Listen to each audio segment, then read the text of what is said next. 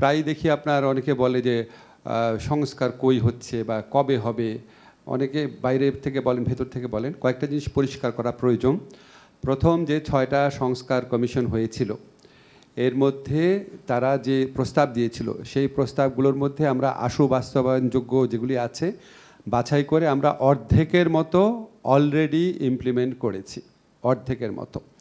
এবং আমাদের যে লক্ষ্য আছে ডিসেম্বরের আগে ইনশাআল্লাহ আমরা অন্তত 70% মতো কমপ্লিট করে যেতে পারবো।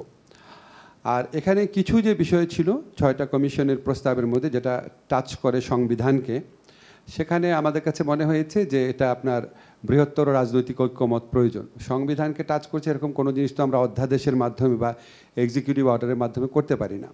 তারপর আমি ঐক্যমত কমিশনের সভাপতি আলী রিয়াজ ভাইয়ের সাথে কথা বলেছি যে কিছু বিষয় উপস্থাপন করা হয়েছে এমনভাবে যেটা সংবিধানকে টাচ করে, আসলে টাচ করে না।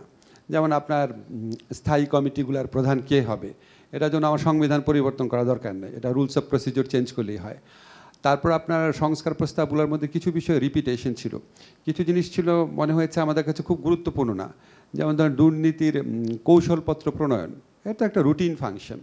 তো অনেকগুলো আছে রুটিন ফাংশন, শুনলে মনে হয় অনেক, 850, আসলে 850 না।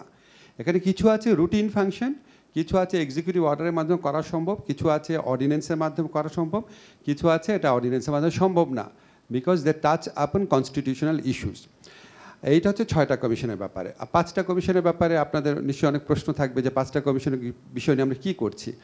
আসলে 5টা কমিশনের বিষয় নিয়ে আমাদের ফয়জুল কবির খান ভাই আছেন, আমাদের ওয়াহিদুদ্দিন মাহমুদ স্যার আছেন, ওনাদের নেতৃত্বে ওই 5টা কমিশনের কোন জিনিসগুলো আমরা বাস্তবায়ন করতে পারি সেই লক্ষ্য ইতিমধ্যে কাজ হচ্ছে, কিছু কাজ অলরেডি শুরু হয়েছে।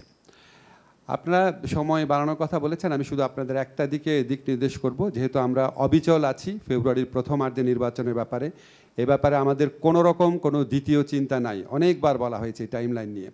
তো ফেব্রুয়ারিতে যদি আমরা ইলেকশন করি, আমাদের যদি শিডিউল ঘোষণা হয়, শিডিউল ঘোষণার পরে তো আমরা কোনো লিগাল অ্যামেন্ডমেন্ট করতে পারবো না। তো আপনারা এই সময়টা খেয়াল রাখবেন, আমাদের তো সময় প্রয়োজন। আমরা ধরে নিয়েছি যা করার আইনগত পরিবর্তন আমাদের 30 নভেম্বরের মধ্যে করতেই হবে। এখন কারণ আপনারা জানেন শিডিউল ঘোষণা হয়ে গেলে নির্বাচন প্রক্রিয়াকে প্রভাবিত করতে পারে, এই ধরনের কোনো আইনগত পরিবর্তন করা যায় না। ফলে আপনারা খুব ইনডিফিনিট সময় পাবেন, এটা বোধহয় আমার মনে হয় না। আর লাস্ট একটা কথা বলে শেষ করছি, কিছু সময় হয়তো বাড়ানো যেতে পারে, এটা স্যার সিদ্ধান্ত নেবেন। লাস্ট একটা কথা বলি, আমার কাছে মনে হয়েছে আপনাদের কথা শুনে খুব আশাবাদী ফিল করি। আপনারা সবাই চান একটা ভালো সলিউশন হোক, সবাই মিলে ঐক্যমতের মাধ্যমে হোক।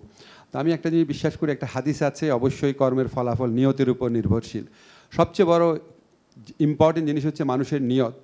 আমাদের যদি নিয়ত থাকে যে আমরা গণ অভ্যুত্থানের যেই ঐক্য আছে সেই ঐক্যকে ধরে রাখবো, আমরা দেশকে ফ্যাসিবাদ ফিরে আসার সুযোগ কোনো রকম দিব না, আমরা আমাদেরকে বিপদগ্রস্ত করব না, এটাই যদি আমাদের সবচেয়ে বড় নিয়ত হয়, তাহলে সমাধান কোনো কঠিন ব্যাপার হবে না বলে আমি বিশ্বাস করি।